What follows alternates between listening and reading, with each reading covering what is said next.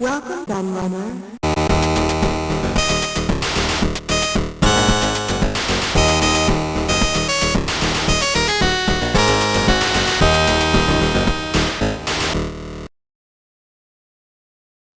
Hello everybody, Kieran OK the Laird here, and I have a new book review for you, and this is one that I've been meaning to do for God knows how long now. I can't remember how long I've had this book, and I have mentioned a few times actually that I had some more arcade themed books to do that I hadn't got round to, and this is one of them. And I don't know what's taken me so long to get around to doing this one, but I'm here finally, and actually it's good timing because just as I'm looking at this, which I think I've probably had about 6 months or so,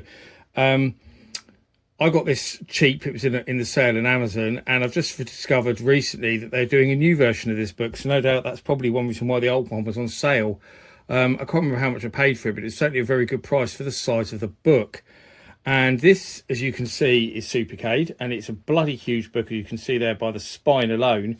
There is roughly about 440 pages in this book, something like that, and which is pretty incredible in itself. And it's going to take a long time to have a look at this one, but I'm going to skip through it. I'm not going to go through the whole book, so otherwise I'll be here forever because it's so massive.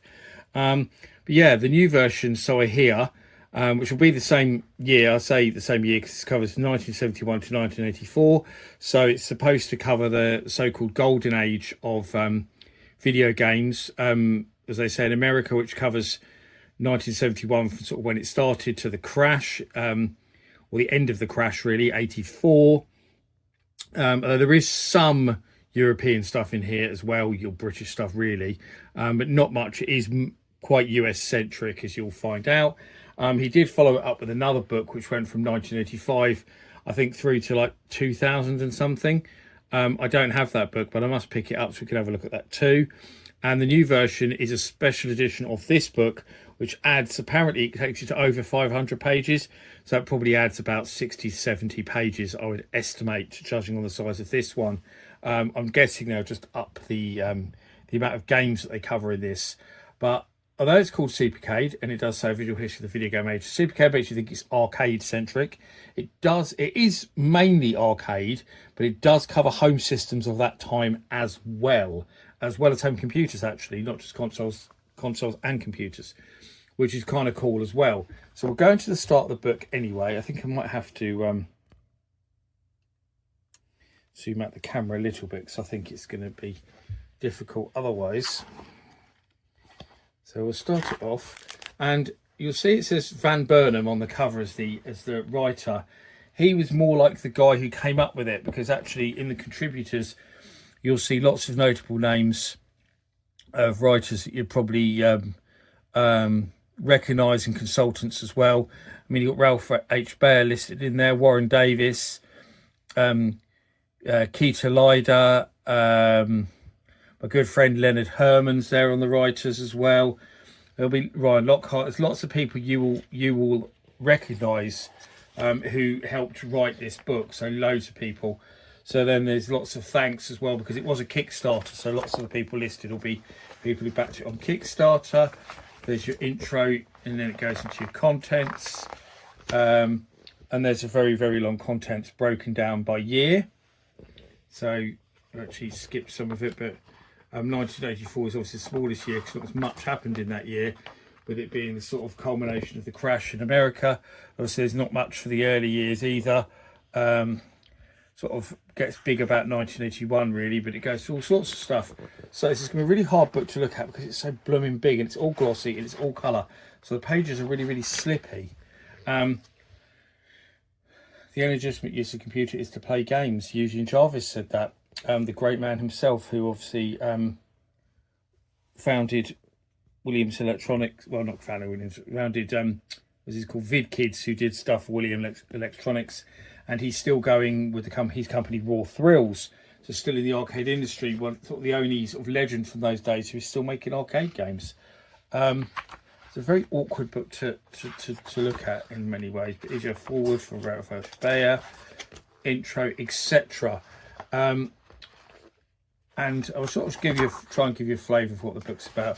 So there's lots of imagery, as you can see, but also there is whole sections that are mostly text, interviews, and the history pieces that go into the Space War, which was played on the PDP-1 mainframe computers. So TV game project after that. So first use of getting TVs to play games, so early Pong consoles, the brown box, Ralph H. Baer, of course, did that. And there's a timeline, which is quite cool. That early years going into then 81, 82, 83 at the end, 84. And then it starts right off at 71 with, what's it called? Space. Oh, God, why can't I remember the name of it? The game that, it was based on Space War, but the game that Nolan Bushnell and Ted Dabney designed for the very first arcade game there. This iconic cabinet. Why can't I think what the name of the game was? I'm having a total mental block there, and I just keep thinking Space War, which is the game it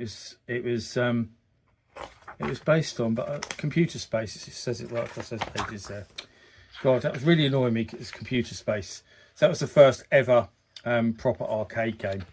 And then after that, Dabney and Bushnell decided to form Atari, originally known as Syzygy, then became Atari, of course, then Pong, and the rest is history. But obviously an important early part as well is the Odyssey console, so it goes into that, the very first game console. And it goes on from there. So I'm going to skip ahead a bit because it's going to be forever. So you've got Pong, in 73, we've got other games from people like Midway, more from Atari, Space Race, Grand Track 10 and Sprint and stuff like that. Quack, the game that Duck Hunt ripped off famously. A lot of people don't seem to realise that Duck Hunt by Nintendo wasn't the original concept. They ripped off Atari. There's Tank, which also became Combat, of course. Atari Pong. There's Breakout. There's the Channel F console. Seawolf. Night Driver. And of course 77, the year I was born, with the video computer system. So you see there's lots of nice photography in here, but it's not just a coffee table book with lots of images. It's actually both. It's probably the best combination of a book that does both that I've seen, with its great photography, great imagery, but also really substantial pieces as well. TRS-80, Commodore PET. So it goes into the early computers there. A little bit of history there about games that were banned. There's the Ballyastrocade in there, the Odyssey 2, or the video pack if you're in Europe.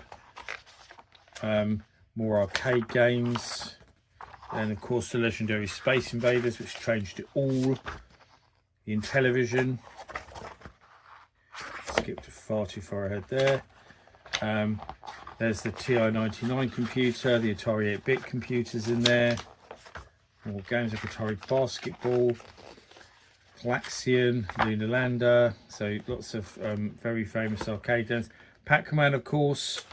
Big bit on Pac-Man, the founding of Activision, which was also a pretty big deal as the first third-party games publisher. Of course, still going to this day, although they are owned by Microsoft now.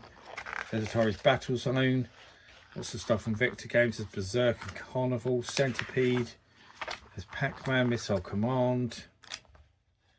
There's the Atari Cosmos that does cover some unreleased systems as well. Didn't make it out. There's the Commodore VIC-20. There's Donkey Kong. There's Frogger. So you see all the big hits are covered. Gorf. There's some more obscure stuff in here as well, though, actually. It's got a good combination of both. There's Lock and Chase and Ladybug. There's Pac-Man, Kicks, Scramble, Stargate, Tempest, of course, a big one. Wizard of War, Warlords. So some more about arcade stuff. Home conversions of arcade games. There's the Vectrex.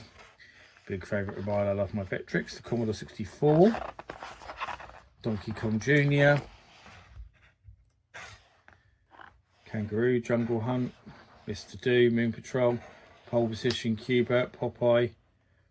Big bit on Qbert. It talks to obviously the guy who designed it, Tim Skelly, who designed most of the Cinematronics vector games, but also Reactor for Gottlieb, Robotron 2084, Satan's Hollow, Sinister, Time Pilot, Tron, Xevious, Saxon, Zookeeper, Juno First, Dragon's Lair, big bit on Dragon's Lair, as you'd expect, groundbreaking with its Laserdisc technology, Elevator Action, Gyrus.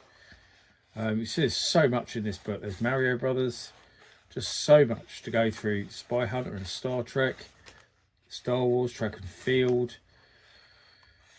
And it goes into 84, starts off the Atari 7800 Pro system.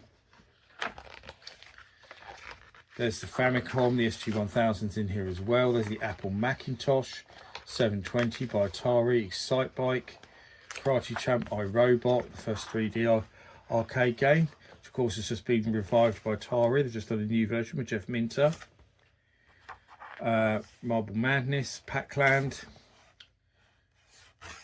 TX1, the early Nintendo sort of play choice games, and then some stuff about some people, collectors and their big collections at the back, exhibits like video game museums and stuff, and shows that go on, very American centric though, and then sort of what a little teaser of what came after, although obviously it does go into that in more in the later books. There's actually got some little profiles of some of the people who are involved in the book there at the back there as well, and more thank yous and credits and all that kind of thing as you'd expect. But as you can see, yeah, the book is absolutely massive. Actually, it's so heavy, it's actually hurting my arms trying to go through it here on this review. It's absolutely crazy how big this book is, but there is just so much in here, and it's a great book. You can kind of just pick up and read bits when you want to. So obviously you're not going to read a whole book like this in one go. There's just too much in here. And to be honest, the first few times you pick it up, you probably just spend your time flicking, looking at photographs. But then I found that as I was looking through it and looking at the photographs, the imagery and stuff like that, I would start to think, oh, that article looks interesting. That article looks interesting. And you find yourself coming back to certain parts of the book to read again. I think that's the beauty of this. My bloody phone cut out there, so I'm not sure actually where it was and what I've lost, because it decided that it'd run out of memory, because my my phone, which is otherwise brilliant, is a Google Pixel 9 Pro, but it's otherwise brilliant phone, but it doesn't get rid of the stuff in the recycling bin, even though it's supposed to after 2 weeks. So I keep having to go in manually and clearing it, because obviously I record a lot of videos and use the camera a lot. And usually transfer the files to the computer. I need to just get in the habit of manually deleting stuff more often. But it's annoying that it's not clearing the trash can as it's supposed to, and I don't know why it doesn't do it, but I digress. I don't know where I was. I was trying to say that this is a book that you would, leave on your table in front of you in your living room or your desk or whatever, and you just kind of pick it up from time to time and look at a little bit of it, or read a little bit of it, or flick through. And it's a book that other people, if they might come around your house or whatever, they'll pick it up and no doubt look through it and find lots of memories of games they remember, because there is so much in it, and generally it's very well written as well. Although I did notice some factual errors, but I'm guessing it's more because of those are things that have kind of more come to light in more recent years. I'm guessing they're things that have happened since the book was written. Like there was some inaccuracies about the 7800, which I particularly noticed in here. So maybe those will get corrected for the revised version, but nothing too major, nothing too big. I mean, it's not going to annoy you or anything. In general, it's very good, and the interviews are great, and lots of interesting people, especially with regards to the arcade games, which is the main focus of the book. But yeah, if you haven't got Supercade, then this is a book that you should definitely own. I think it's one of the best retro gaming books I've seen, in terms of how it's presented, written, the amount of content, the way it sort of will appeal to a wide variety of people who like the art books, but also people who like the detail stuff, that's interviews and stuff. It's hard to find any fault with it really, apart from I say there's odd few inaccuracies that I noticed, but so they're nothing that annoy you too much. But I do need to pick up the the second version now, and I may be interested in the following book, sorry, that goes to 1985, and I may be interested in picking up the revised version if it adds some genuinely interesting content. I'll have to find out what it adds over this book. But yeah, if you don't own Supercade, go and get it because it's brilliant. But that's it really. Let me know what you think of this book if you've got it, or if it impressed you. And I've been the Laird, and as always, I thank you for watching, and I'll see you all again for another video very soon. Bye bye.